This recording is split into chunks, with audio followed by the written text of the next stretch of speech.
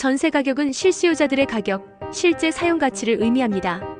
매매 가격은 실수요자들의 사용 가치에 투자 가치를 더한 것으로 일반적으로 매매 가격이 전세 가격보다 높습니다. 전세 가율이란 매매가 기준에서 전세가가 차지하는 비율을 나타냅니다. 그렇다면 매매 가격이 오르면 전세 가격이 오르는 걸까요? 일단 매매 가격은 투자 가치이므로 개발호재, 심리적 가치에 의해서 가격이 먼저 움직이게 되고 전세 가격은 처음에는 움직이지 않습니다. 하지만 매매 가격의 변동을 전세 가격이 따라가게 됩니다.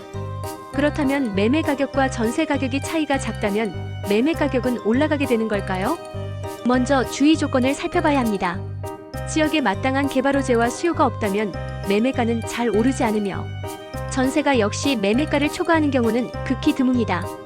만약 다른 아파트들의 전세 가율이 떨어지기 시작하면서 매매 가격이 올라가고 있는 상황이라면 부동산 상승장에 들어갔다고 볼 수 있습니다. 그런데 근처에 유독 한 아파트만 전세 가율이 높은 상태로 유지가 된다면 부동산 상승장에도 불구하고 매매 가격이 오르지 않는 아파트일 가능성이 높습니다. 이런 아파트는 피하는 게 좋겠죠? 즉 전세 가율이 높다고 매매가가 무조건 오르는 건 아닙니다. 하지만 예외가 있습니다. 바로 외그더 도구 현상인데요. 전세 가율이 높을 때 매매 가격이 오르는 현상입니다. 이 부분은 조금 뒤에 설명해 드리도록 하겠습니다. 이제부터 전세 가율에 따른 부동산 시장을 파악해 보겠습니다. 먼저 전세 가율이 낮아지는 경우인데요.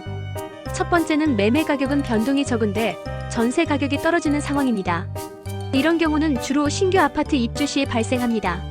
신규 분양으로 인해 전세 공급 물량이 많아지면 주위 아파트들의 전세 가격은 낮아집니다. 이로 인해 전세 가율은 내려가게 되지만 일시적 현상이므로 시간이 지나면 회복되게 됩니다. 두 번째, 전세 가격 변동은 적은데 매매 가격이 올라가는 경우입니다. 부동산이 상승장일 때 매매 가격은 올라가게 됩니다. 전세 가격도 따라서 올라가는데 매매 가격 상승을 따라잡지 못해서 매매 가격 대비 전세 가격의 비율이 낮아집니다. 이때가 바로 부동산 시장 호황기입니다. 내 집 장만하기 좋은 시기라고 볼 수 있습니다. 다음은 전세 가율이 높아지는 경우입니다. 첫 번째는 매매 가격 변동은 적지만 전세 가격이 올라가는 경우인데요. 이 시점은 부동산 하락기를 지나 바닥 시점일 경우에 일어납니다. 하락기에는 거래가 잘 이루어지지 않게 되고 바닥 시점에서 아파트 가격이 일정 수준을 유지하게 됩니다. 이 상황에서 전세의 수요가 증가하게 되고 전세 가율은 상승하게 됩니다. 만약 여기서 전세 수요가 여전히 높아 전세난이 계속된다면 전세 가격은 계속 올라가게 되며 매매 가격도 같이 밀려 올라가게 됩니다. 즉 부동산 하락기를 지나 바닥 지점에서 전세 가율이 높으면 매매 가격이 올라가는 현상이 일어날 수 있습니다. 이 현상을 외그더 도그라고 하는데요. 전세 가율이 매우 높고 전세 매물이 부족할 때 주로 나타납니다. 두 번째는 전세 가격은 변동이 적은데 매매 가격이 하락하는 경우입니다. 매매 가격이 하락하는 경우 전세 가격도 같이 하락을 하게 됩니다. 하지만 전세 하락보다 매매 하락이 더 빠르기 때문에 전세 가율이 올라가는 것입니다. 부동산 하락기에서 많이 보이는 현상입니다. 이렇게 전세 가율이 높고 낮음은 여러 요건에 의해 만들어지는 만큼 상황에 따라 판단하는 것이 중요합니다.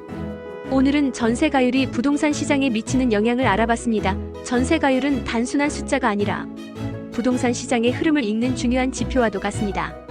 이를 통해 현재 시장 상황을 이해하고 미래를 대비하는 데 큰 도움을 받을 수 있습니다. 시청해주셔서 감사합니다.